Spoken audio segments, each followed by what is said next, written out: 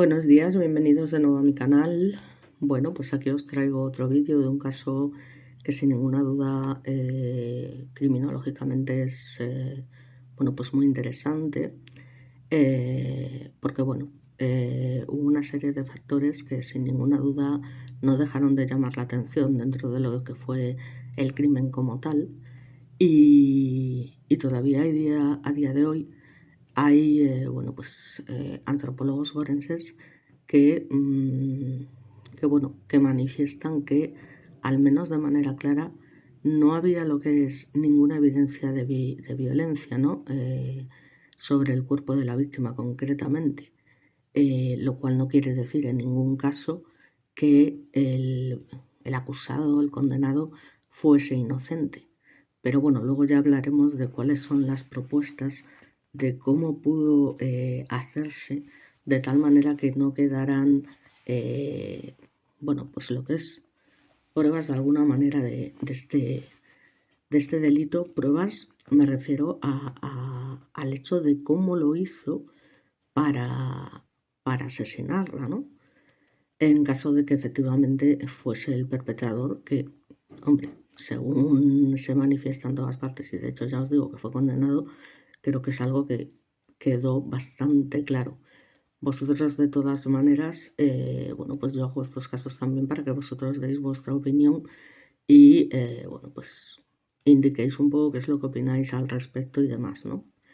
Estamos hablando concretamente del denominado caso Marta Couceiro, que constituye uno de los episodios criminales más controvertidos de la crónica judicial española de finales del siglo XX. Estamos hablando de la muerte de una joven de 17 años que vemos aquí en la pantalla, ocurrida en circunstancias inicialmente calificadas como naturales, como os comentaba, ¿no?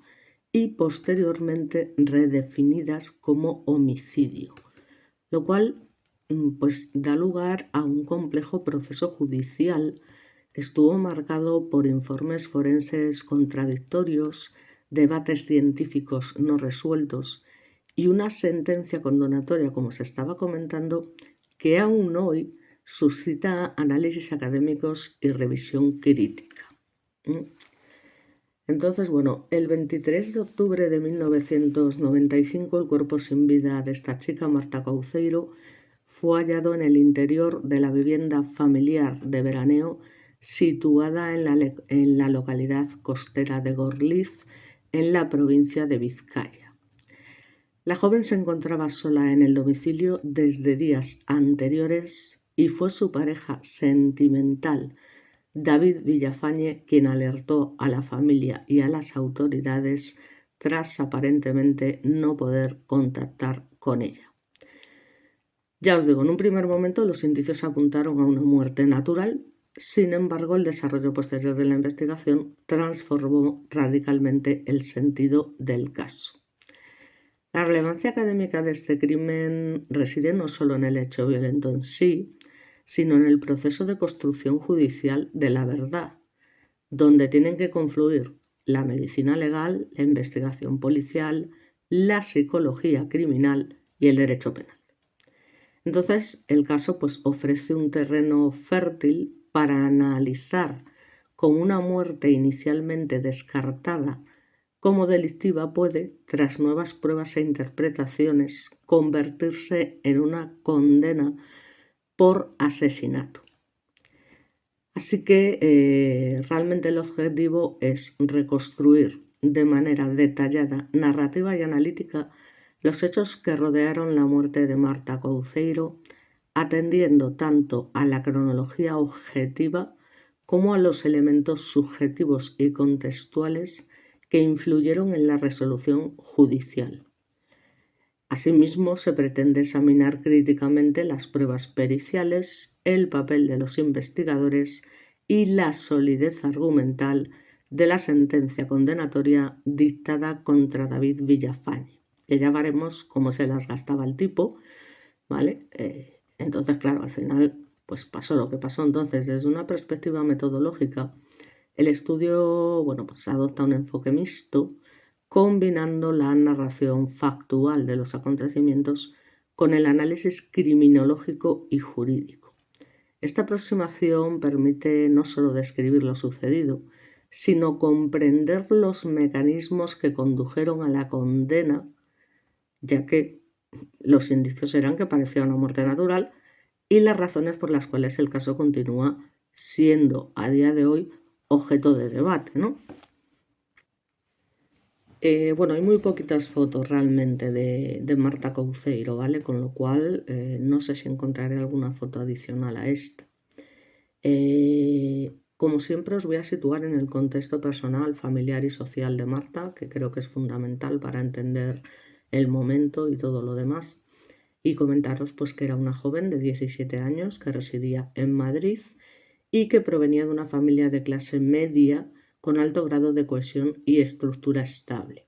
Entonces, su entorno familiar proporcionaba confianza y autonomía, lo que explica por qué sus padres permitieron que Marta permaneciera sola varios días en la casa de veraneo ubicada en Gorliz, ya os digo, localidad costera de Vizcaya, y esta decisión, aunque habitual en contextos familiares donde se percibe madurez en el menor, constituirá más adelante un factor determinante para el desarrollo de los hechos.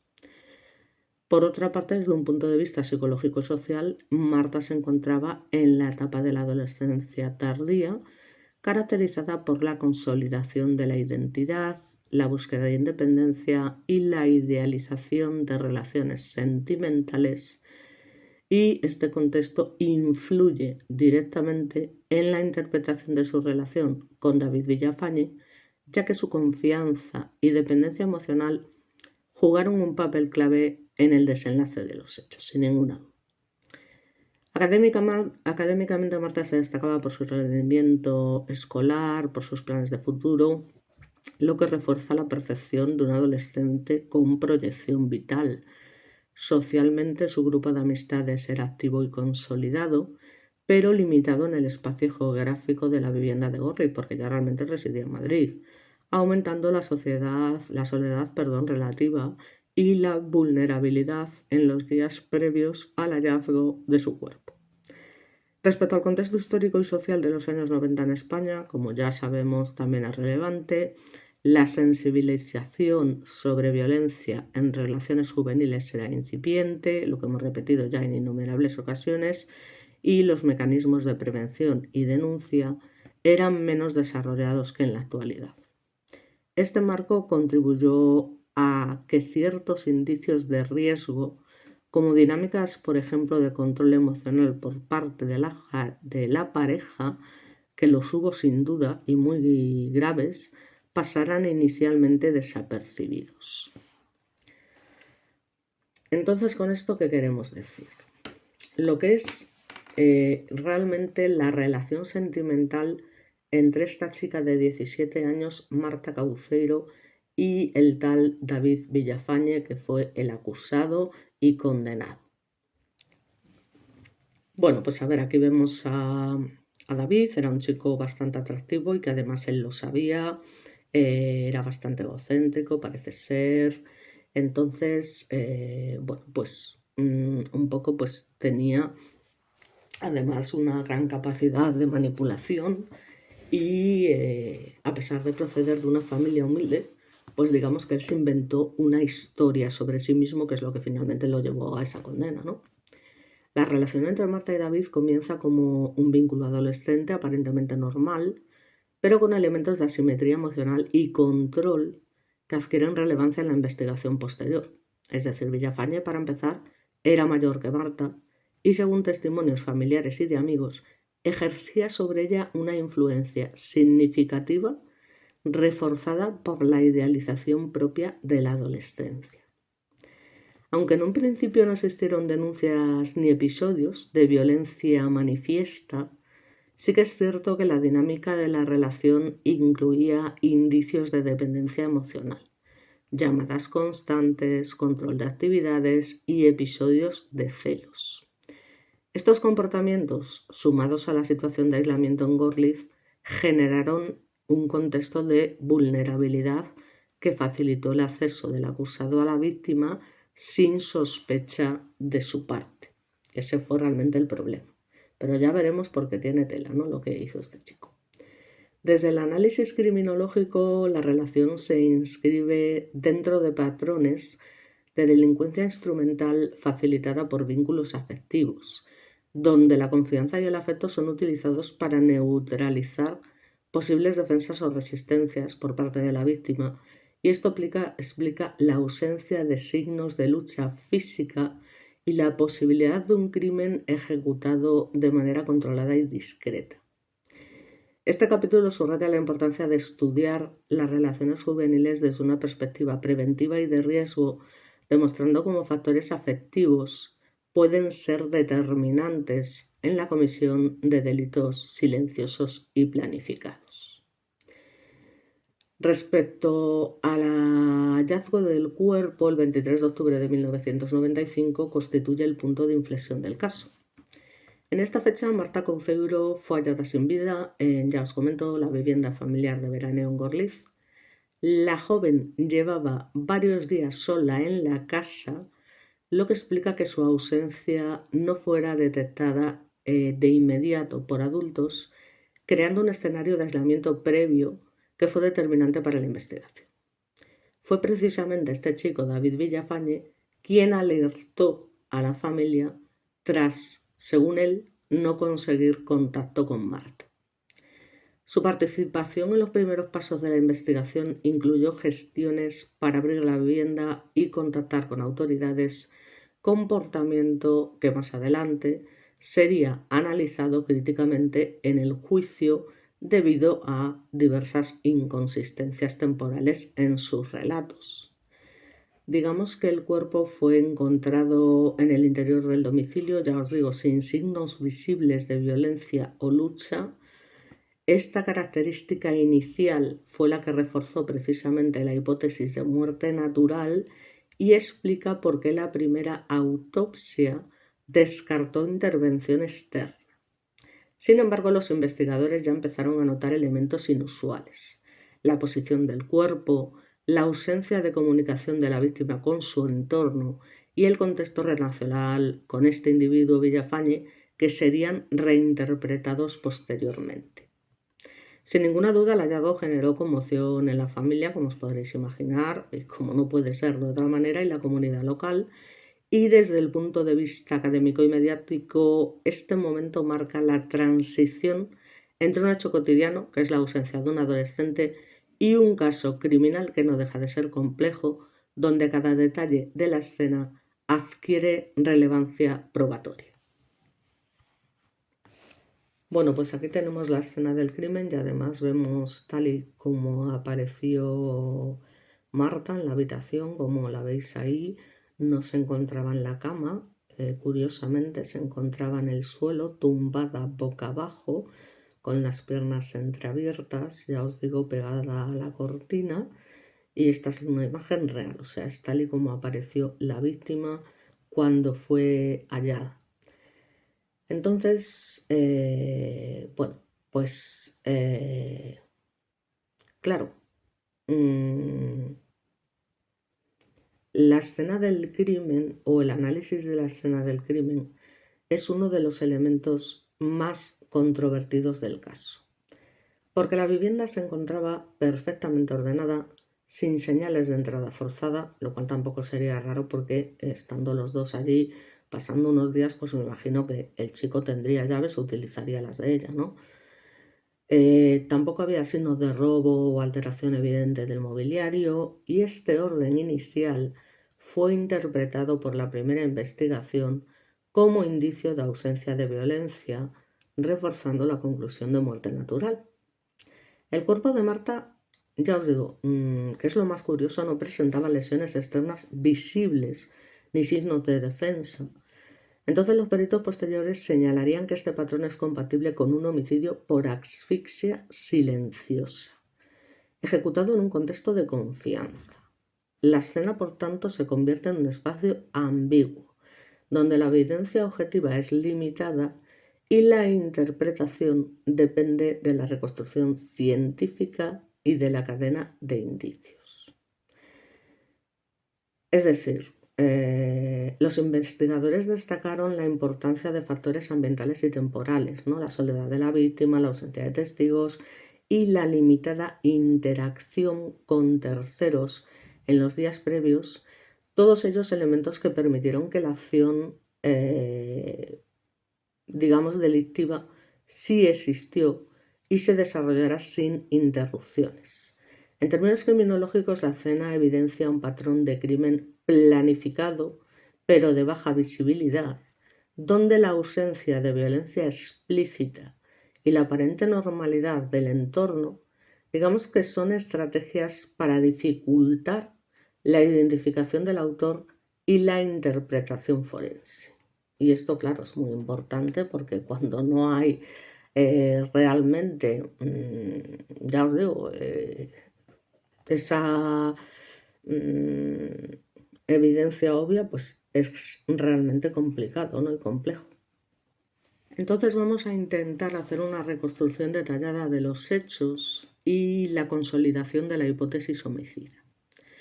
La reconstrucción de los hechos que llevó a cabo la acusación no se apoyó en un único elemento probatorio, sino en una secuencia evidentemente lógica de indicios concatenados que, analizados en su conjunto, permitieron sostener la hipótesis de que Marta Couceiro fue víctima de un homicidio intencional.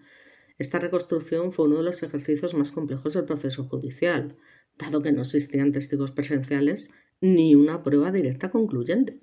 Es que el caso era complejo de narices. A pesar de todo lo que veremos que hizo este individuo y que lógicamente hace que las sospechas sean totalmente factibles. Según la hipótesis acusatoria, David Villafañe habría visitado a Marta en la vivienda de Gorliz en fechas próximas a su fallecimiento, cuando la joven se encontraba sola, en un entorno aislado y con plena confianza en su pareja, como habíamos comentado, lo que eliminaba cualquier barrera defensiva psicológica. Este contexto fue considerado determinante para explicar la ausencia de signos de lucha o resistencia. O sea, lo que menos se podría esperar ella es que su pareja fuese allí con la intención de asesinarla, ¿no? Entonces la acusación sostuvo que el método empleado fue la asfixia mecánica, ejecutada de forma silenciosa y sin dejar lesiones externas evidentes. Entonces, desde el punto de vista forense, este tipo de homicidio puede no generar marcas visibles, especialmente cuando se ejerce presión de manera controlada y ya os digo, en un entorno de confianza. Entonces la hipótesis descartaba una muerte impulsiva o violenta y se inclinaba por una acción breve, eficaz y deliberada. La reconstrucción también abordó el comportamiento posterior del acusado. Se analizaron los tiempos de reacción, las llamadas realizadas, las versiones ofrecidas a familiares y autoridades y determinadas incoherencias temporales. Aunque ninguna de estas conductas constituía por sí sola una prueba incriminatoria, su análisis conjunto fue interpretado como incompatible con una reacción espontánea ante una muerte natural inesperada. Desde una perspectiva criminológica, la reconstrucción presentada describía un homicidio instrumental orientado a un objetivo concreto y ejecutado con un alto grado de autocontrol emocional. ¿Qué es una asfixia mecánica? Bueno, pues lógicamente matar a una persona desprovisándola, digamos, de poder respirar, de tomar aire y al no haber lesiones aparentes se sabe que no fue por agarrarla por el cuello hasta estrangularla porque no había ningún tipo de señal, ya os digo, que determinara que se había utilizado esa forma. Otra manera, como sabéis, es taparle la boca y la nariz con la mano hasta que deje de respirar. Además parece ser que esta chica tenía problemas asmáticos, con lo cual pues digamos que ya tenía problemas respiratorios de por sí, con lo cual el acto como tal hubiese resultado mucho más sencillo. Pero ¿qué pasa? Que esto también dejaría marcas, es decir, la presión de la mano sobre la boca y la nariz de la víctima siempre deja, según explicaron los forenses, y concretamente el antropólogo forense Paco Echevarría, que luego veremos, dejaría marcas en los labios de la presión de los dientes, ¿no?, sobre la parte interior de los labios, y eso tampoco existía. ¿vale? Y lo mismo pasaría si te aprietan con una almohada con fuerza sobre la cara.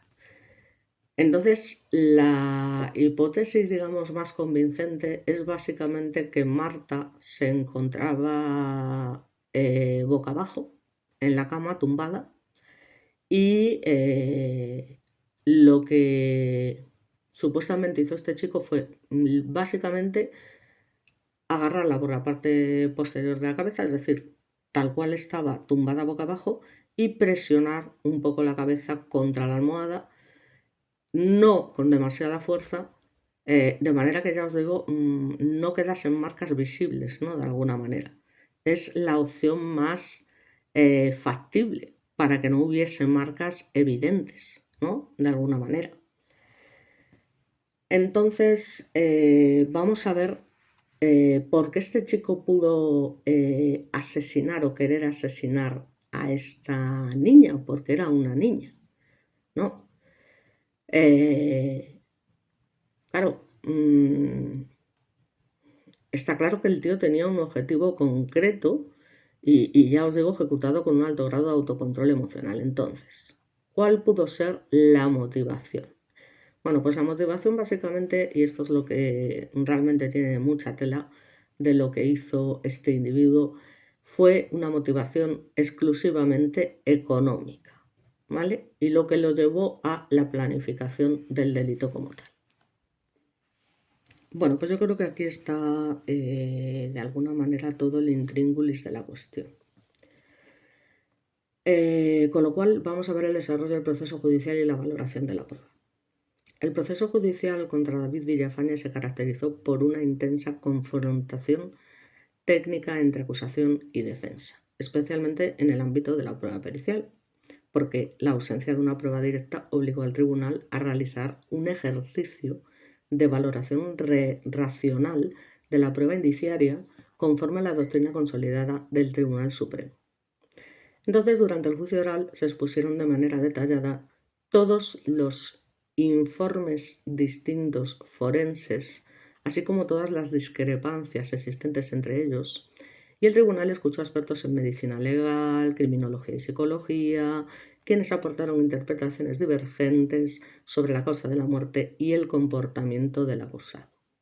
La acusación sostuvo que los indicios presentados cumplían los requisitos legales: pluralidad, interrelación y convergencia hacia una única conclusión razonable.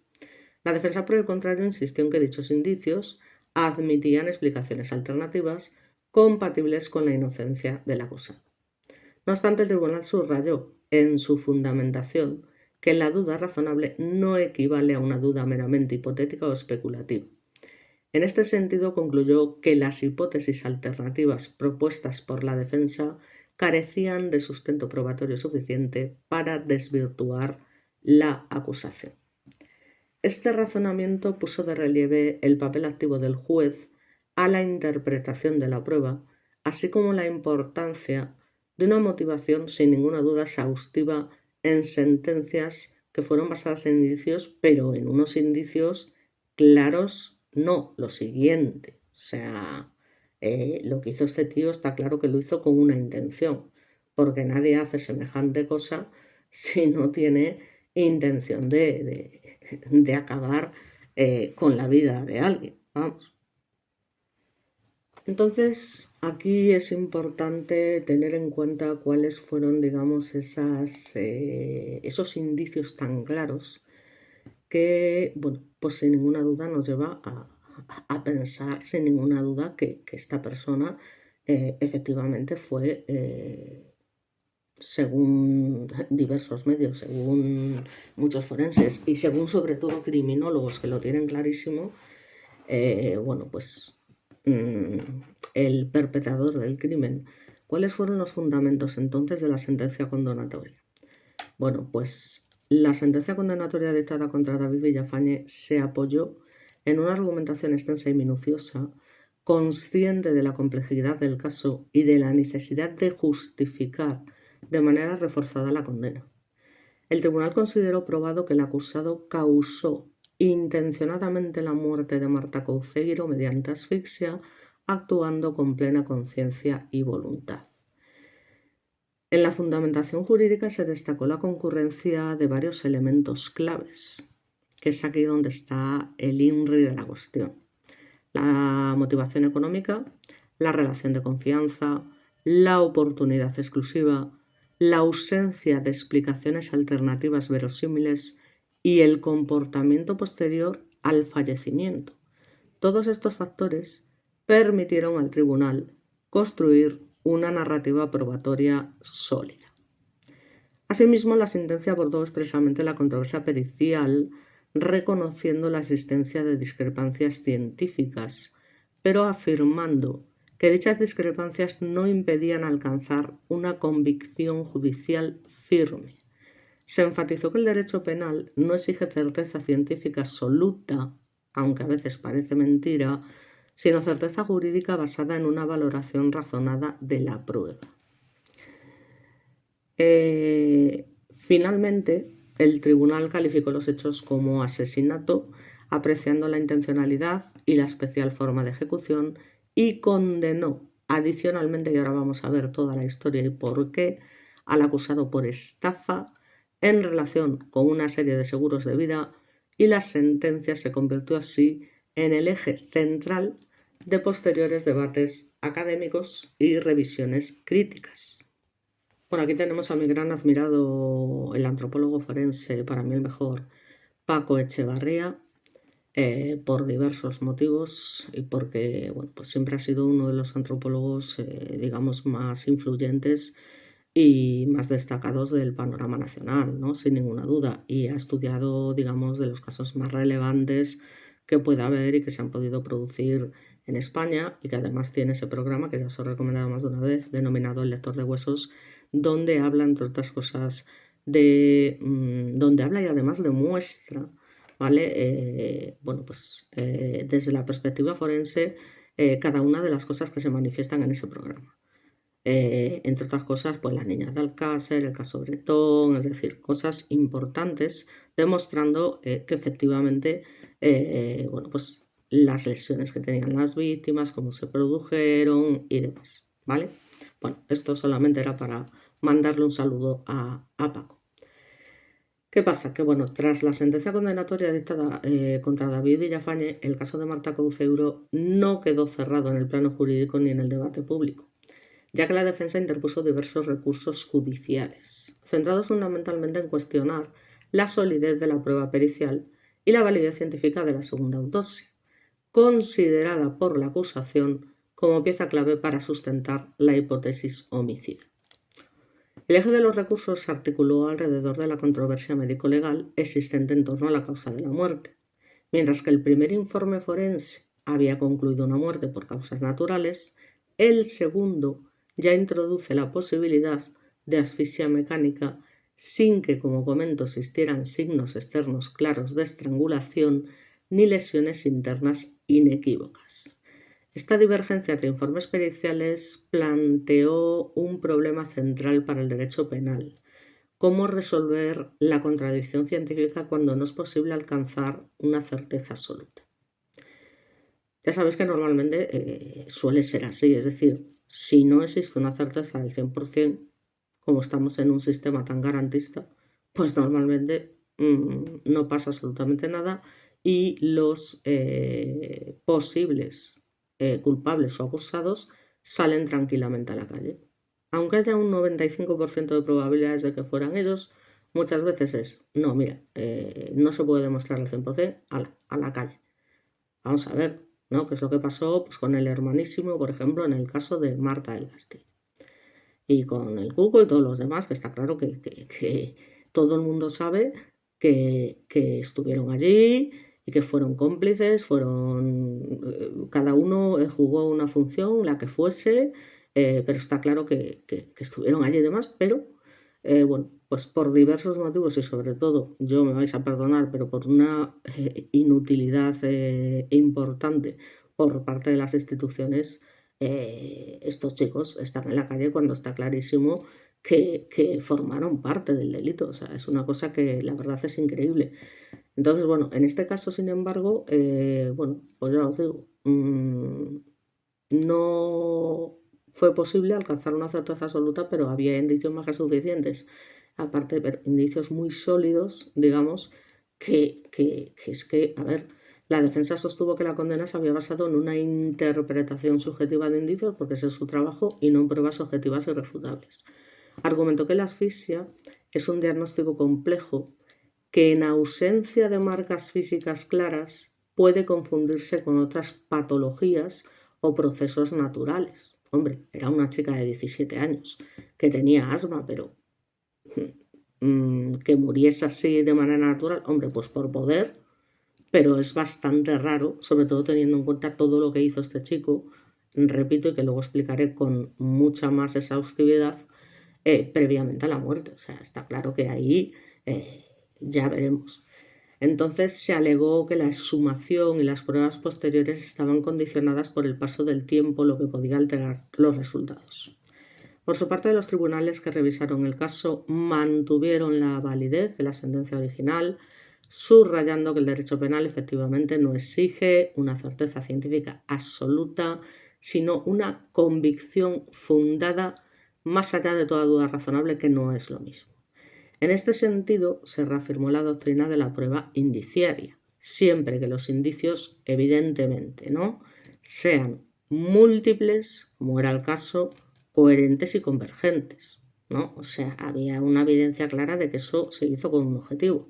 Entonces, con el paso de los años, el caso fue objeto de análisis por parte de expertos independientes, asociaciones y programas de divulgación jurídica.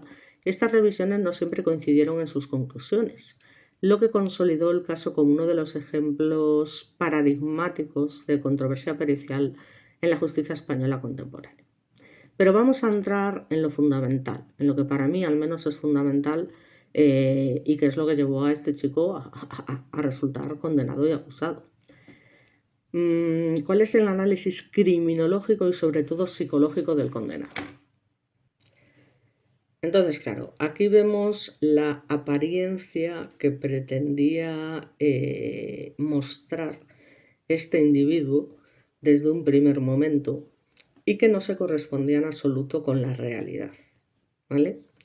Es decir, él, bueno, pues desde el punto de vista criminológico, bueno, pues se aleja del estereotipo del delincuente violento tradicional. O sea, no se trataba de un sujeto con antecedentes penales, ni con un historial conocido de agresividad física. Por el contrario, el análisis psicológico realizado durante el proceso lo describía como una persona capaz de mantener una apariencia de normalidad social integrada en su entorno y con habilidades, ojo, de manipulación emocional. Este tipo de perfil se encuadra dentro de lo que la criminología denomina delincuencia instrumental, en la que el delito no responde a un impulso emocional descontrolado, sino a un objetivo concreto, en este caso, que era el beneficio económico. La relación sentimental con la víctima actuó como un elemento facilitador al proporcionar acceso, confianza y ausencia de sospecha. Entonces, es que la cosa tiene su tela. Tiene su tela porque, digamos que este individuo, cuando conoce a Marta, no se presenta como David Villafañe, que era hijo de una señora asistenta de limpieza y un señor que trabajaba en un banco, o sea, un tío normal y corriente con una familia normal y corriente. Sin embargo, él se presenta con otro nombre, un nombre falso, un tal Jorge X, y lo que le dice a Marta que es hijo de, bueno, pues de unos empresarios muy importantes y demás, que están metidos en cosas bastante secretas y demás. Y bueno, le empieza a contar una serie de mentiras ya empezando por su nombre, o sea, eso está claro. Lo cual ya determina sin ninguna duda una mala intención por su parte, ¿vale? Pero es que no solamente eso. Es que a raíz de esto, ya una vez que tiene cierta confianza con Marta, y que ya os digo, siempre lleva este aspecto de traje, bien vestido, bien peinado, dando una apariencia de lo que realmente no era, y como la chica era menor, bueno, pues los padres confiaban plenamente en ella y por tanto también en su pareja, y él pidió a los padres que si permitían que Marta se pudiera emancipar, ¿no? De alguna manera para obtener las potestades que tiene una persona mayor de edad. Todos los padres, que en principio no tenían motivos para desconfiar, pues consintieron esto y Marta se emancipó, ¿vale? Con lo cual desde ese momento pues era como una persona mayor de edad que tenía potestad para hacer determinadas cosas.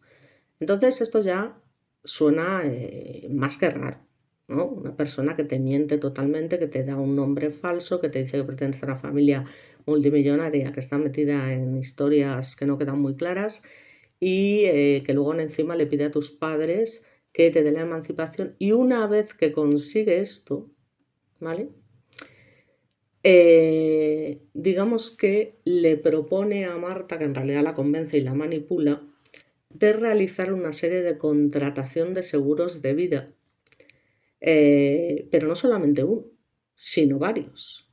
Es decir, el tío la convence y van por varios, ya os digo, varias aseguradoras, y llega a hacer como 3 o 4 seguros de vida por importes de dinero, ya os digo, bastante elevados, ¿vale? Entonces, que en aquella época pues era un dinero considerable, ¿vale? 150.000 pesetas, 200.000, 90.000, entonces varios seguros de vida, y como ya estaba emancipada pues tenía que firmar. ¿Qué pasa? Que él también tenía que firmar esos seguros de vida porque él era el beneficiario en todo momento, al estar ella emancipada, de que si ella fallecía, el que iba a recibir el dinero era él, ¿vale? Con lo cual, como podréis entender, esto me vais a perdonar, pero es más que sospechoso, y desde luego bueno, no tengo ninguna duda en ese sentido de que había una intención detrás y una motivación económica total, ¿no? Porque, claro, es aquí, fijaos cómo es la cosa, cuando están firmando las pólizas de seguros, ya os digo, en varias aseguradoras diferentes, con varios importes diferentes que al final sumaban una cantidad importante, donde él firma con su nombre real, David Villafañe. Entonces ella se da cuenta y tal, y entonces en ese momento no dice nada, pero cuando salen a la calle le dice, oye, dice, ¿por qué has firmado con el nombre de David Villafañe si te llamas Jorge? Evidentemente, ¿no? La chica, pues dentro de su, digamos, admiración y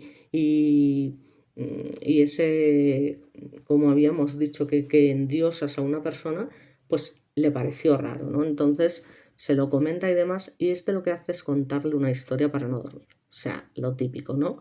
Le dice, no, mira, yo en realidad me llamo así, pero no puedo, por mi perfil familiar y por las cosas a las que se dedica mi familia, no puedo dar mi nombre real porque, bueno, pues puedo correr peligro y demás. Y esto es una cosa que solamente te puedo contar a ti, y por eso precisamente lo de los seguros de vida es muy importante, que además para que puedas trabajar en la empresa de mis padres, pues es obligatorio, ¿no?, que tengas estos seguros, ya me dirás tú, 3 seguros de vida, cuyo beneficiario es el individuo en cuestión, y en fin, claro, el tribunal sin ninguna duda pues consideró más que relevante la capacidad del acusado para planificar conductas a medio plazo, como la contratación de estos seguros de vida y luego las gestiones posteriores al fallecimiento. Estas acciones fueron sin ninguna duda interpretadas como indicadores de racionalidad criminal y cálculo previo incompatibles con una conducta accidental o fortuita. Porque es que, nada más fallecer la chica, lo primero que hace este individuo, sin ir al entierro ni nada así, tal, es intentar cobrar esos seguros. O sea, os dais cuenta de la situación. O sea, el tío intenta cobrar esos seguros, que manda huevos. O sea, que ni siquiera se tomará, no sé, disimulando unos días, un tiempo. No, no, no. En cuanto la tía fallece, como que se desapega totalmente de ella, ni se presenta, ya te digo, en el tanatorio, ni nada, ni en el entierro y tal, y directamente se va a intentar pues eso, cobrar estos seguros de vida que suponían una cantidad de dinero importante y que fue claramente la motivación del crimen, ¿no? Entonces, desde la psicología criminal también se analizó la posible existencia de rasgos sin ninguna duda, y esto lo veremos con más ímpetu posteriormente, narcisistas o utilitaristas caracterizados por la instrumentalización de las relaciones personales, sin necesidad de diagnosticar una patología clínica grave. Los peritos señalaron básicamente que la presencia de una personalidad orientada al beneficio propio, con una escasa empatía hacia la víctima, era lo que caracterizaba a este individuo. Y de hecho solamente hay que ver en esta fotografía el aspecto que presenta, ¿no? Ya te digo, siempre súper arreglado, súper engominado, súper yo soy millonario, yo no sé qué, por eso tenemos que hacer esto, por eso te he dicho que me llamo X y realmente me llamo Y. En caso que a la tía, o sea, la estaba estafando, o sea, una estafa en toda regla, y ella, pues como lo tenía idealizado, pues en ningún momento desconfió de lo que le estaba contando. Cuando desde un primer momento es que nada más y nada menos que le pide a sus padres que se emancipe la chica, o sea, y los padres no sospechan, pues porque no sospechan. O sea, una cosa curiosa, pero es así. Entonces, claro, este análisis, ya os digo, es que al final estamos hablando de una decisión que estaba ya planeada y estaba orientada a un final concreto. O sea, ¿tú para qué haces todo esto de pedir la emancipación, hacer firmar una cantidad de seguros de vida y hacerte pasar por una persona que no eres si no tienes intención de cometer un delito? No tiene ningún sentido. O sea, que aunque no hubiese una prueba concluyente de la física mecánica como tal, ¿vale? Que hay maneras de hacerlo sin que queden huellas, como digo, eh, está claro que este tipo tenía una intención, ¿no? Que fue lo que al final lleva lógicamente al tribunal, que no son gente tonta ni inexperta, que dijo, ostras, es que esto es un poco fuerte, o sea, este tío además es un estafador y ha engañado a esta chica totalmente, que es una niña, al fin y al cabo, claro. Entonces lo que no deja de ser curioso, aquí vemos una imagen del condenado cuando ya lleva varios años en prisión, en el que en todo momento negó haber sido el culpable del asesinato y llegó a realizar incluso huelgas de hambre, como podemos ver en esta imagen, que luego tendré que censurar, y venga a insistir que él no había hecho nada, que él no había hecho nada, que él no había hecho nada. Entonces, claro, esto pudo llevar a algunas personas a decir, José, el tío es capaz de hacer una huelga de hambre y tal, a lo mejor es que es inocente.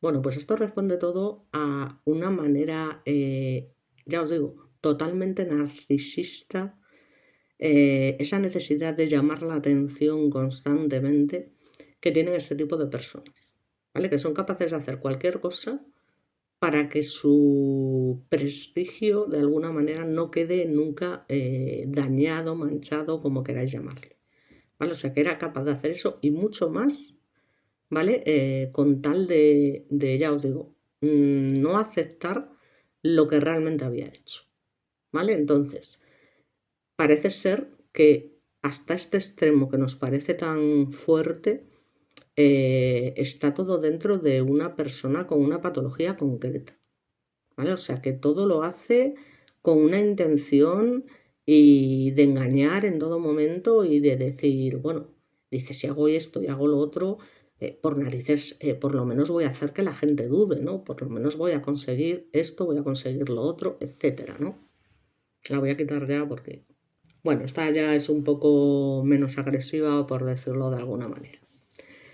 Entonces ya os digo, este tipo pues se dedica constantemente a negar y bueno, ya os digo que hace varias huelgas de hambre, pero bueno, esto no quiere decir que con la condena que tuvo, que fue un total de 19 años más X tiempo adicional por la estafa que había realizado claramente, bueno, pues hace pues que pudo hacer 2, 3 huelgas de hambre en todo ese tiempo.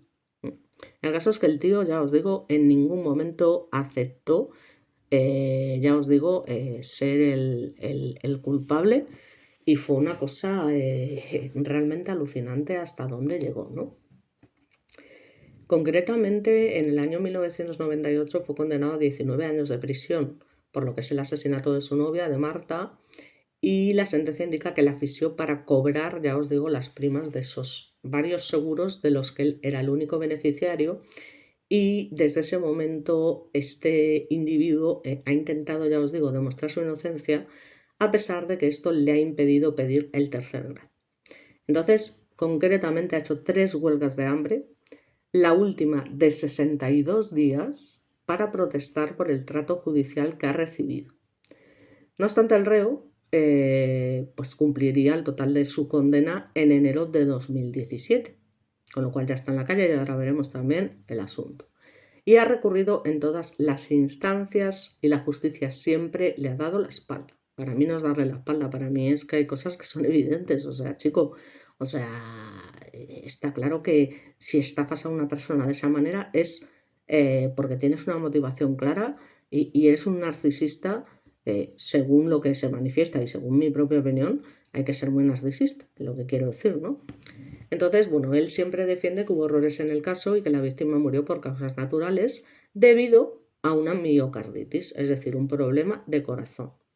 Entonces, para ello solicitó sendos informes aparte a forenses que así lo han acreditado. Cuando contratas a un forense, pues lo más lógico es que, y lamentablemente, se ponga de tu parte y de alguna manera al final eres quien le está pagando. Entonces, sin embargo, el Supremo no ha cedido en ningún momento a sus peticiones y a Villafañe le queda una última opción, que es el corazón de la víctima, que permanece guardado y reservado de manera específica en un despacho forense determinado, metido en un líquido determinado para mantenerlo bueno, pues en las condiciones necesarias para si el día de mañana, como os comento, se tiene que hacer alguna prueba para comprobar si efectivamente pudo fallecer por esa miocarditis, ¿no? Incluso, bueno, pues se llega a contratar nada más y nada menos que al catedrático Luis Frontela, que me vais a perdonar, y como yo siempre he dicho, con todos mis respetos, nadie dice que sea un mal forense, por supuesto que no, es un buen forense, pero es una persona muy ambigua, que hace unas manifestaciones y lo deja ahí, como deja las cosas caer, que por supuesto siempre se pone de parte de las personas que lo contratan, que es muy, ¿sabes? Yo es una persona que sinceramente me produce cierta desconfianza, la verdad. Y pasó también con el caso Alcázar, que el tío le gustaba meter cizaña. O sea, es una persona que le gusta meter cizaña, dejar las cosas sin concluir realmente. O sea, parece que está diciendo algo, pero en realidad no está diciendo nada, no demuestra, o sea, simplemente suelta cosas y se queda tan ancho. Y claro, cosas que a lo mejor los expertos sí pueden entender, pero que las personas de la calle pues se pueden tomar como una cosa que realmente no es. Entonces aquí pasa un poco lo mismo, ¿no?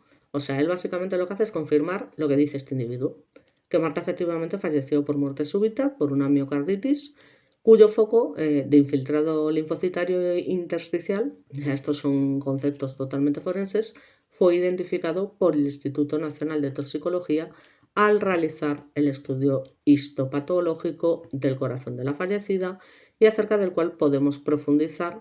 Todo esto manifestado por Frontela, de sernos enviadas todas las muestras que existan del corazón de Marta Couceiro. Entonces, esta es una petición que queda registrada en su momento en la sección primera de la Audiencia Judicial de Vizcaya para poder disponer de las pruebas de convicción del sumario, que son las muestras del corazón que se conservan en lo que se conoce como lonchas del corazón. Ya os digo, estaban dispuestas en unos envases de cristal para exponerse al microscopio. De esta manera, la familia Villafañe, aquí tenemos a su madre, que también está totalmente a favor de su hijo, como es obvio, y dice que todo ha sido muy injusto, que él nunca ha hecho nada, bueno, pues lo normal, ¿no?, en la familia. Y bueno, pues ha ejercido el derecho de acceso a las pruebas del sumario del juicio celebrado en Bilbao, unas pruebas que quieren analizar en profundidad algo que no se hizo, según ellos, en su día en el Instituto de Toxicología, ¿no? Es una cosa que evidentemente defiende la familia, que la familia ¿qué sabrá de este tipo de cosas? Pero bueno, al final, ya os digo, una persona de este tipo que insiste, insiste, insiste y que lo que le importa por encima de todo es salirse con la suya, pues bueno, que ya te digo que puede existir la posibilidad de que fuese un amor de natural, por poder, yo ahí lo voy a dejar. Pero según todo lo que pasó, vosotros ya me diréis lo que opináis, pero yo, no sé, vamos, en fin, lo voy a dejar ahí, no voy a decir nada más. Creo que queda bastante claro lo que pienso, pero es lo que hay. Entonces, bueno, pues también solicitan al Instituto de Toxicología que realice un estudio en profundidad e informe de la verdadera causa de la muerte. Solicitan que un patólogo de cardiología de cualquier hospital público designado por el tribunal emita un informe sobre el corazón y se pronuncie sobre la causa de la muerte. Es decir, este individuo no tira la toalla en ningún momento. Desde que el Supremo confirmó su sentencia, ha luchado por demostrar su inocencia.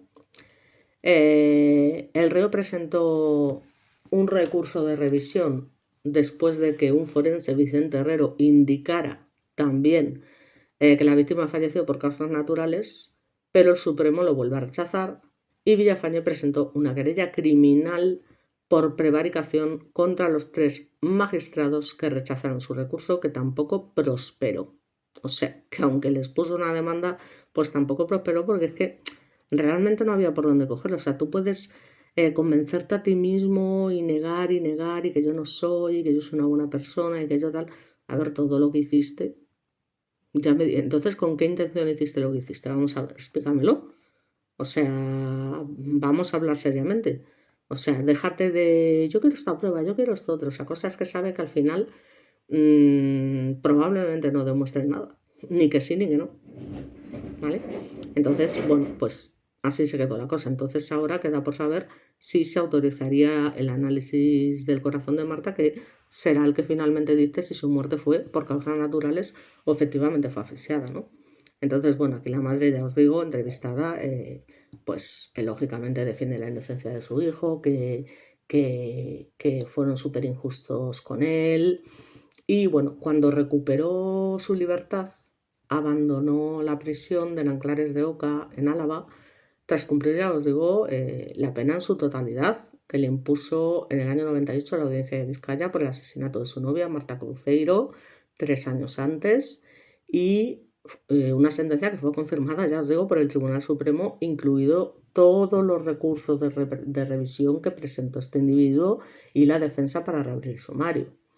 Entonces, llega a rechazar este David los beneficios que le hubieran permitido disfrutar de permisos de salida desde el 2013, porque no quiso admitir su culpabilidad. Ya os digo, que era un injusto encarcelamiento por un crimen que no cometió, no lo hice y lo demostraré si el Supremo me lo permite, patatín, patatán. Para David, la esperanza de que el alto tribunal reabra su caso sigue intacta. Digamos que estamos hablando de que este señor tiene ya casi 50 años y bueno, pues él ha quemado su juventud por aquel aciago 25 de octubre de 1995, donde el tribunal consideró que Villafañe trazó un plan para asesinar a Marta Couceiro, de 17 años, y cobrar las pólizas de 3 seguros de vida, como os comento, por 50 millones de pesetas de la época, de las que era el único beneficiario. Entonces, la sentencia dio por probado de manera clara que la menor murió en la casa de los padres en la localidad vizcaína de Gorliz, después de que el condenado le tapase los orificios nasales hasta causarle la muerte por asfixia. Entonces, los magistrados confirmaron que hubo sofocación homicida y se apoyaron en los informes de la primera autopsia. También en que David trató de embaucarla para que lo nombrase único beneficiario de sus pólizas, y de ahí que se le añadiese además una pena por delito de estafa en grado de tentativa. Pero la versión del individuo siempre ha sido la misma: soy inocente. En el 2013 acudió a la única vía judicial que le quedaba, un recurso de revisión ante el Supremo. Acompañó la apelación de un informe pericial firmado por el catedrático, ya os digo, de Medicina Forense Vicente Herrero Hidalgo, según el cual, porque aquí hubo, ya os digo, por lo menos 10 peritos y cada uno decía una cosa, según el cual su novia falleció por causas naturales. Porque es que realmente no había lesiones evidentes, pero eso no significa que no se hubiese podido producir esa asfixia mecánica como muy bien hemos explicado. Sin embargo, el tribunal denegó la revisión porque los forenses que en 1995 elaboraron el informe, que es el informe que al final va a ser el más significativo porque fue el primero que se hizo, o sea, y fue el que estuvo más en contacto directo con las pruebas y no ya cuando se ha sumado el cadáver, está en unas condiciones, como podréis imaginar, bastante lamentables. Entonces, pues, elaboraron el informe en el que se basó la condena. Algo que no ocurría con la pericial que se basaba en el sumario.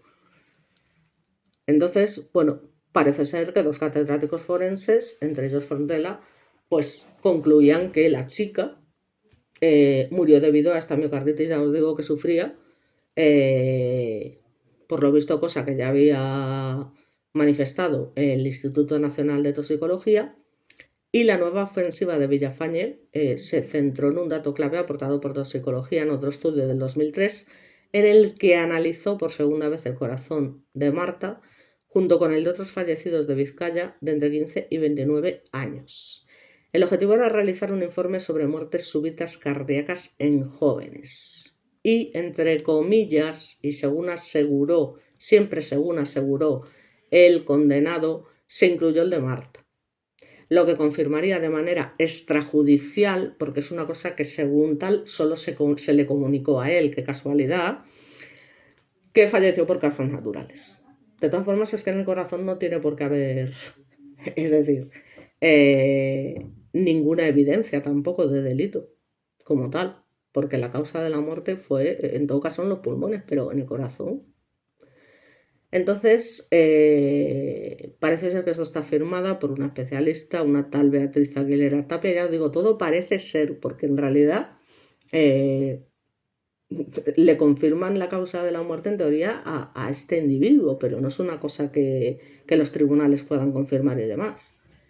Pero él sí que, bueno, pues dice que está en manos del Supremo admitir ese recurso extraordinario y autorizar la prueba del corazón de nuevo, después de no sé cuántos mil años, y ampliar el informe de toxicología para concluir si hubo o no una patología cardíaca. Ya me dirás tú que ganas de andar con un corazón que lleva la parralada de tiempo ahí metido en un líquido y tal, solamente por el hecho de empeñado en que, o sea, es que hay que ser, quiero decir, tener una personalidad muy determinada para llegar a insistir tanto en una cosa que yo sinceramente, ya os digo, dad vuestra opinión de verdad en los comentarios porque está claro que es un caso complejo, pero yo creo que, no sé, ya me dirás tú qué pretende realmente este chico. Y ya os digo, es algo parece ser bastante habitual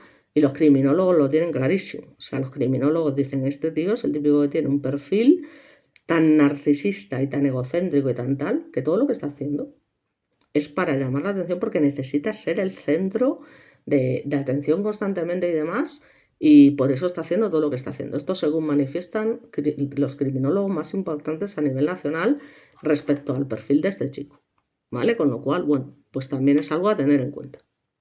Fijaos qué curioso que aquí están la madre y la hermana con una foto del chico con una apariencia relativamente distinta a la que presentaba ante Marta.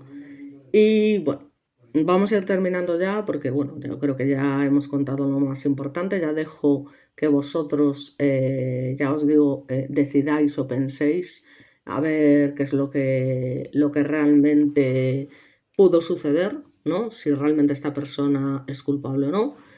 Yo lo tengo claro. El caso Marta Couceiro, bueno, pues respecto al impacto mediático, social y académico, pues trascendió el ámbito estrictamente judicial para convertirse obviamente en un fenómeno mediático y social, porque está la combinación de una víctima joven, una muerte inicialmente considerada natural y una posterior condena por asesinato que generó un fuerte impacto en la opinión pública. Diversos medios de comunicación abordaron el caso desde perspectivas contrapuestas, como suele pasar. Depende del periódico que leas, la noticia es una o es otra. Por eso yo nunca leo periódicos ni veo cadenas de televisión y tal, porque en Antena 3 te dice una cosa, en Telecinco otra, en fin. paso de la televisión total y absolutamente y de la prensa igual. Algunos enfatizaron la culpabilidad del condenado y la necesidad de confiar en la justicia, mientras que otros pusieron el foco en las dudas periciales y la posibilidad de un error judicial. Esta polarización contribuyó a mantener el caso vivo en el debate público durante décadas. En el ámbito académico, el caso comenzó a utilizarse como ejemplo de estudio en facultades de Derecho, en Criminología también, en Medicina Legal. Se analizó como un supuesto límite entre la certeza científica y la convicción judicial, así como un caso ilustrativo de los riesgos inherentes a la interpretación de la prueba indiciaria. Socialmente, el caso también tuvo un efecto pedagógico.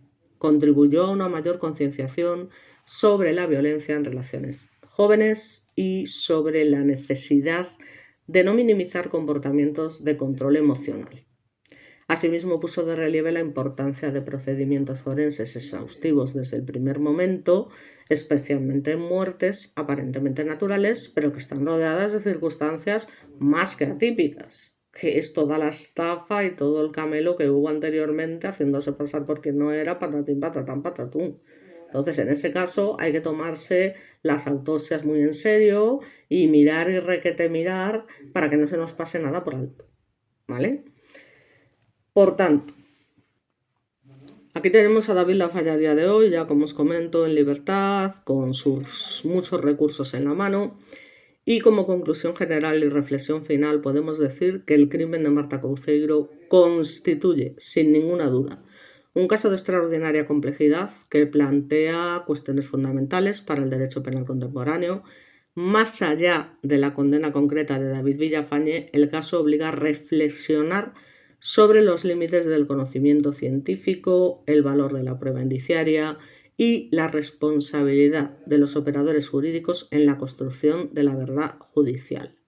La evolución del caso, desde una muerte inicialmente archivada como natural hasta una condena por asesinato, evidencia la importancia de la perseverancia investigadora y el papel activo de las familias en la búsqueda de justicia. Al mismo tiempo, pone de manifiesto los riesgos de fundamentar decisiones penales en escenarios marcados por la incertidumbre pericial, y desde una perspectiva académica, el caso permite comprender que la justicia penal no opera en el terreno de la certeza absoluta, según les convenga también, sino en el de la razonabilidad probatoria. Esta realidad exige un equilibrio muy delicado entre la protección de las víctimas y la garantía, que tenemos un sistema, ya os digo, totalmente garantista, de los derechos del acusado. Por eso es complicado que si no tienen una certeza prácticamente completa, lo condenaran. O sea que eso también hay que tenerlo en cuenta, ¿eh? O sea, es muy raro que un tribunal te condene si tiene alguna duda razonable de que eres efectivamente el acusado. ¿Qué errores haberlos haylos? Por supuesto que sí. Pero bueno, la conducta que tuvo este individuo, evidentemente, en los momentos anteriores a la muerte de la chica, vamos a decir, está claro que no fueron normales y que tenían una motivación. Tenían una motivación económica. Entonces, para poder cobrar esos seguros, era necesario sí o sí que la chica falleciese. O sea, entonces, claro, dices tú, joder, ¿tu intención cuál era? Porque no pretenderías cobrar los seguros de vida y que la chica siguiera por ahí pululando, ¿no? O sea, tendrías alguna, o sea, que tu motivación era esa, queda claro. Y tendrías que tener algún plan para poder cobrarlo, digo yo, ¿no? O sea, es lo que yo planteo. Porque si no, ¿a qué viene todo este paripé? ¿No? Y que luego, sin embargo, insistas. Hombre, hacer el paripé de esa manera para que luego te pongas a insistir en que tú no has hecho nada, no sé qué, no sé cuánto, la verdad es que sospechoso es, pero sospechoso de cojones. O sea, al menos para mí, vamos. Entonces, bueno, ya para terminar, finalmente el caso Marta Couceiro permanece como un referente ineludible para el estudio de los errores judiciales potenciales, la ética forense y la criminología aplicada, y su análisis detallado no solo honra la memoria de la víctima, sino que contribuye a mejorar los estándares de investigación y enjuiciamiento en el sistema penal. Así que bueno, como fotos de Marta prácticamente hay una nada más. O sea, la verdad es que, bueno, habrá gente que podrá acceder a otras. vamos a terminar con una foto de la chica y ya dejo a vuestra elección si creéis que este chico fue culpable, si no fue culpable y, bueno, en fin. Como se dicen diversas cosas dependiendo de quién vengan, unos dicen que era inocente, otros dicen que no, en fin, que la certeza realmente solamente la tiene él y la víctima, que lamentablemente no nos lo puede contar porque falleció hace muchísimos años. Así que bueno, por mi parte nada más, muchas gracias y me gustaría escucharos en comentarios, ver vuestros comentarios para poder debatirlo y nos vemos en el próximo vídeo.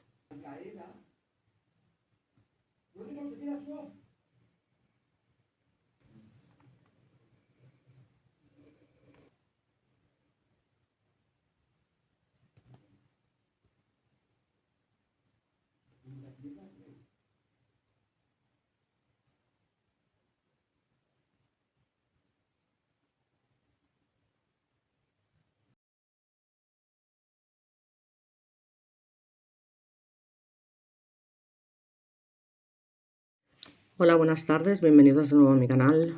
Bueno, este vídeo va a ser muy cortito y solamente lo quiero hacer como anexo al vídeo de Marta Couceiro, porque al principio comento que voy a analizar el caso también según las versiones del forense Paco Echevarría y no solo de Frontela, porque no es una persona ambigua, es una persona honesta, independientemente de si es perito de parte o no.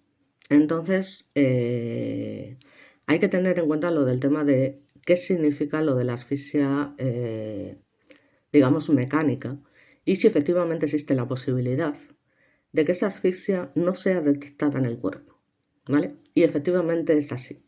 Entonces, en este caso, Paco Echevarría lo que viene diciendo básicamente es que no se puede demostrar, porque la ciencia llega hasta un límite determinado que no puede sobrepasar, no se puede demostrar con una certeza al 100% que esta chica fuese asesinada por asfixia mecánica, pero tampoco se puede demostrar que no lo fue.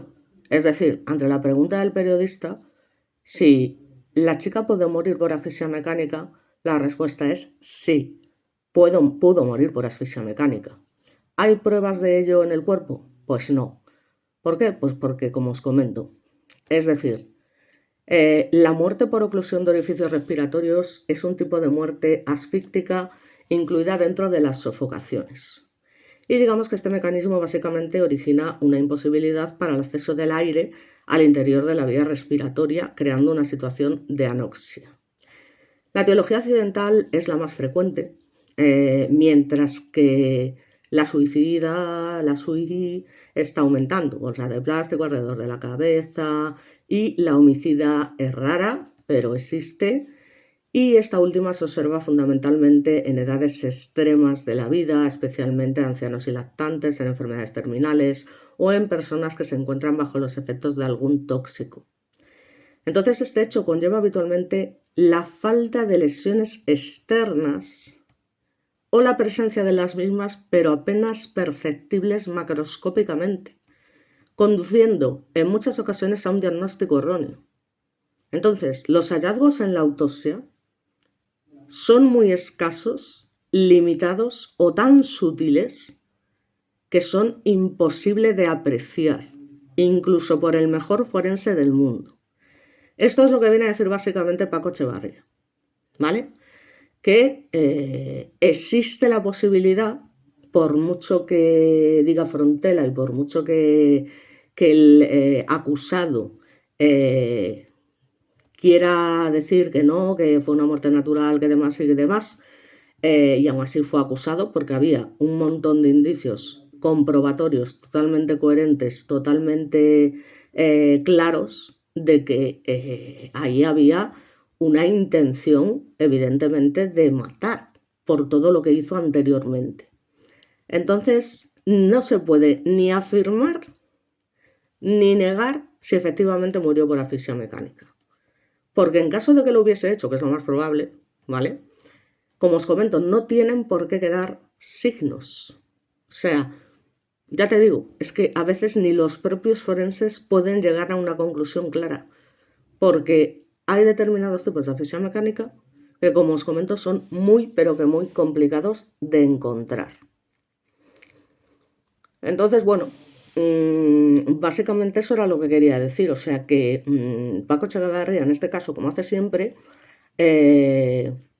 nunca se la juega a decir, no, pues esto no puede ser, esto no pudo morir por esto, o sí pudo o tal. No, se limita a decir, pues mira, no se puede decir con seguridad si fue que sí o fue que no. Por eso precisamente la ciencia llega hasta un punto en el que ya se tienen que valorar otras cosas, como pasó en este caso, porque efectivamente es que no se puede demostrar, al menos en lo que es el cuerpo, que hubiese restos de este tipo de asfixia. Y además es importante que tengáis en cuenta, que es una cosa que también se me pasó decir en el vídeo, que este chico tenía por costumbre llevar a cabo con esta chica juegos sex de ese tipo, ¿no? Digamos, de ese tipo que le gustaba apretarle el cuello, le gustaba, bueno, pues hacer ese tipo de cosas. Y de hecho en alguna ocasión sí que habían quedado restos de moratones en la zona del cuello de la chica, precisamente por estos juegos, digamos, un poco, bueno, pues como se conocen ahí, medios sadomasoquistas y demás. Entonces, yo lo único que vengo a decir es que no se puede demostrar con el cuerpo, cuidado, pero sí se puede demostrar por otras cosas. Porque no, efectivamente hay señales, pero tampoco se puede demostrar todo lo contrario. ¿Vale? Que es lo que Paco Echevarría deja claro. Porque hay que ser claros, y más claros que este hombre no hay nadie. Y de hecho en el programa El lector de huesos tiene un capítulo específico sobre Marta Cauceiro donde habla precisamente de este tema. Entonces, lo normal es que en algunos casos, claro, si tú lo haces apretando la nariz y la boca con fuerza, lo normal es que quede, como comento en el vídeo, algún resto en el labio de esa presión contra los dientes, que queden incluso algunas petequias alrededor de la boca y demás. Y si lo haces, evidentemente, con una estrangulación en el cuello, está claro que también van a quedar signos. Pero hay otras muchas maneras, con elementos blandos, como puede ser una almohada, que no hay necesidad de apretar mucho, como puede ser a lo mejor que te metan un trapo en la boca y te tapen la nariz. O sea, cosas que sí que pueden pasar desapercibidas. Entonces, eso que quede claro. Y lo que yo también creo que es una opinión es que evidentemente la persona que fue acusada sabía perfectamente esto, o sea, sabía perfectamente que no se podía demostrar con una certeza del 100%, ni siquiera con una certeza, que se había producido el crimen por asfixia mecánica. Lo sabía de sobra. Y más todavía cuando fue condenado, y ya sabéis que los condenados, que se deben de aburrir muchísimo, pues evidentemente pueden dedicar su tiempo al estudio y demás, y no me cabe ninguna duda que debió cansarse de leer y leer y leer informes y documentos forenses, documentos criminológicos y un montón de cosas para asegurarse de que efectivamente había maneras de hacerlo sin que quedasen restos en la víctima. Estoy convencida. Y eso es lo que le ha servido para estar durante todo este tiempo, digamos, justificándose que no ha sido, porque sabe que al menos físicamente no se puede demostrar. Pero que no se pueda demostrar físicamente no quiere decir que no se puede demostrar de otras maneras, como creo que quedó bastante claro en el vídeo. ¿Vale? Entonces, bueno, solamente os quería decir esto, que a pesar de lo que dice Frontela, pues de repente meten por ahí el tema de que la chica, bueno, pues que pudo fallecer por una miocarditis. O sea, esto realmente es un poco como, ¿y esto de dónde sale? O sea, quiero decir, de repente, no, es que pues ha muerto por una miocarditis. Entonces, claro, te quedas un poco de, vale, ¿y este argumento de lo de la miocarditis, de dónde procede? Porque, bueno, la miocarditis, como sabéis, es la inflamación, procede del griego itis, ¿no? Del músculo cardíaco, el miocardio, que dificulta la capacidad del corazón para bombear sangre, pudiendo causar desde síntomas leves hasta problemas graves como insuficiencia cardíaca, arritmias o incluso la muerte súbita, que es en lo que se basa el condenado para manifestar que realmente fue esa la causa de la muerte y no la asfixia. ¿Vale? Pero ya os digo, esto de la miocarditis es que tampoco se ha podido demostrar. O sea, no, pues no, que fue una miocarditis, no sé qué. Bueno, se lo dices tú, que fue una miocarditis. ¿Vale? Pero bueno, de todas maneras, yo no se puede manifestar, ya os digo, al 100%, con una seguridad del 100%, al menos físicamente, que la chica fue asesinada por asfixia mecánica, pero tampoco se puede afirmar al 100% que no lo fue. Entonces, ante la pregunta, ¿pudo ser la chica asesinada a pesar de que no queden restos en su cuerpo por asfixia mecánica? La respuesta es sí, puede ser. ¿Puede ser que no fuese asesinada? Sí, también puede ser. También es posible. Con lo cual, como la ciencia ya no puede llegar más allá, porque no hay manera de demostrarlo en este caso, es cuando entramos en toda la problemática que hubo con el juicio, los indicios y demás.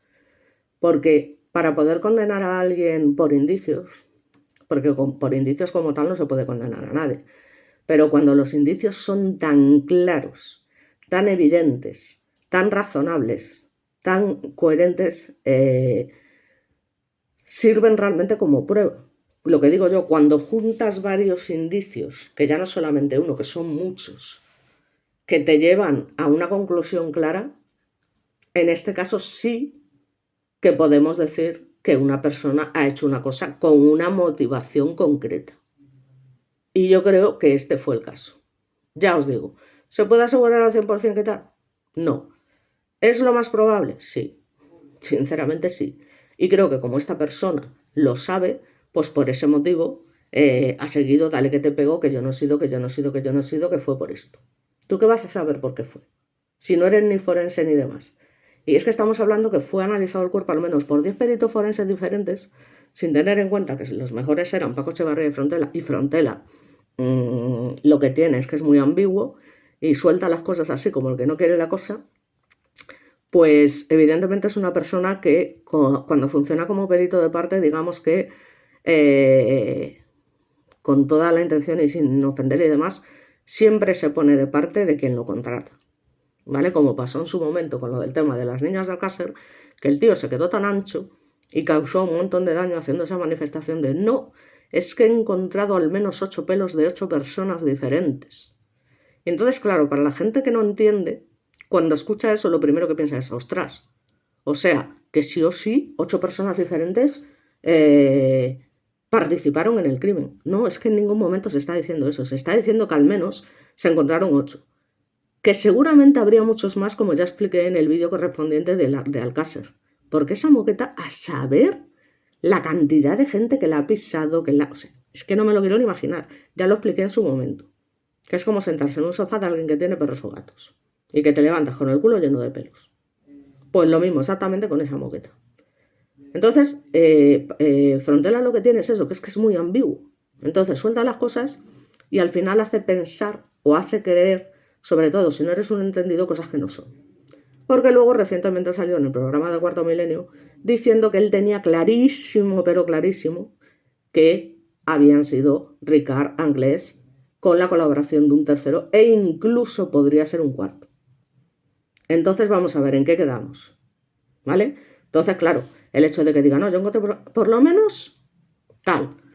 Claro, tú sueltas eso y ya la sociedad, ostras, no sé qué y tal y cual. Entonces, ya os digo, es una persona muy ambigua que le gusta causar polémica, tío. O sea, es así.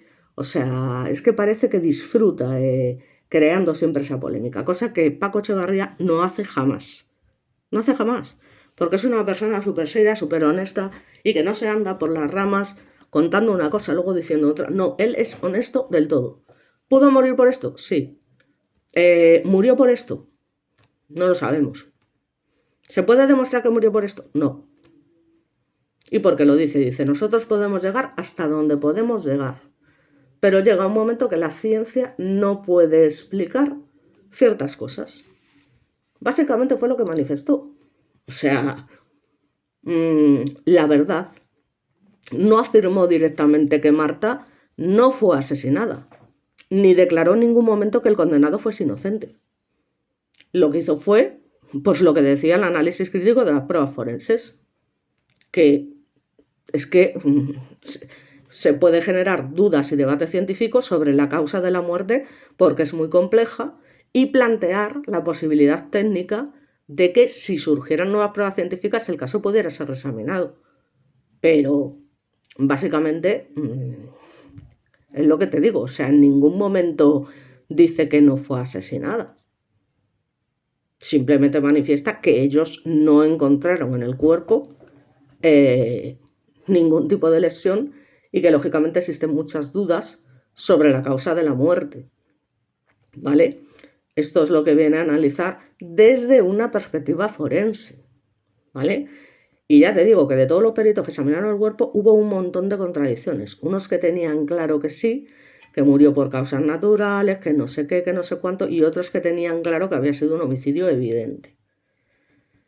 Entonces lo que no se puede hacer es ir a ciegas y, en fin, sin tener en cuenta pues, todos los análisis correspondientes de restos humanos, las huellas forenses, examinar siempre si existen indicios físicos que se reportan en la muerte de Marta, que encajen de verdad con un estrangulamiento u otro tipo de causa, pero plantea que en la ciencia forense a veces, ya os digo, hay interpretaciones distintas sobre el mismo hecho y que llega, como os he comentado, hasta donde puede llegar.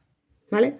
Incluso que sepáis que, como le enseñó Paco Echevarría a Dani Álvarez, el periodista que trabaja con él en el programa del lector de huesos, incluso el propio condenado David Villafañe le mandó varias cartas a Echevarría pidiendo la revisión del caso y defendiendo su inocencia y planteando si una nueva prueba podría llegar a cambiar el rumbo del caso. Pero Paco Echevarría se le mete a decir, mira, yo no puedo afirmar directamente que Marta no fuese asesinada, ni que sí, ni que no. Con lo cual nos tenemos que basar en otras cosas, que fue lo que se hizo, y ya por muchas reclamaciones que hizo este señor 1000 veces, siempre se le negó, porque ya os digo, es que hay otros indicios más que suficientes, desde luego, para pensar que efectivamente cometió el crimen. ¿Vale? Entonces, eso es lo que tenemos que tener en cuenta en este caso. Nada más, simplemente quería que lo tuvieseis en cuenta, que se puede, y esto lo podéis encontrar en el tal, asesinar por asfixia mecánica sin que quede ninguna huella. Y sin ninguna duda, el acusado lo sabía. Con lo cual, como sabe que eso no se puede demostrar, pues puede estar eternamente manifestando que es inocente, que yo no digo que no lo sea, cuidado, que por poder. Ahora, a mí los indicios me llevan a pensar, ¿vale? Lo que le llevó a pensar en su momento al Tribunal Supremo y al resto de los tribunales. A mí, ¿vale? Ahora, yo no voy a afirmar con una certeza al 100%. Sí, lo hizo y tal. Porque yo tampoco soy quien para tal. Ahora, por lo que conozco del caso y según la sentencia, yo estoy bastante de acuerdo con que la sentencia fue una sentencia firme y basada en una coherencia totalmente, ya te digo, probable. O sea, que como se dice, se puede afirmar que sin ningún lugar a dudas esta persona cometió este delito por esto y por esto. ¿Vale? Entonces, bueno. Ahora ya cada uno que piense lo que quiera, pero quería dejar claro lo de Paco Echevarría, que en ningún momento, al contrario de lo que hace Frontera, se la juega diciendo no, sí, es seguro que tal. Ni que sí, ni que no. Pero no descarta en ningún momento esa opción. ¿Vale? Así que bueno, para que lo tuvierais claro nada más, esto era todo lo que quería decir. Y un saludo para mi querido Paco. Y ya os digo, pues nos vemos en el próximo vídeo.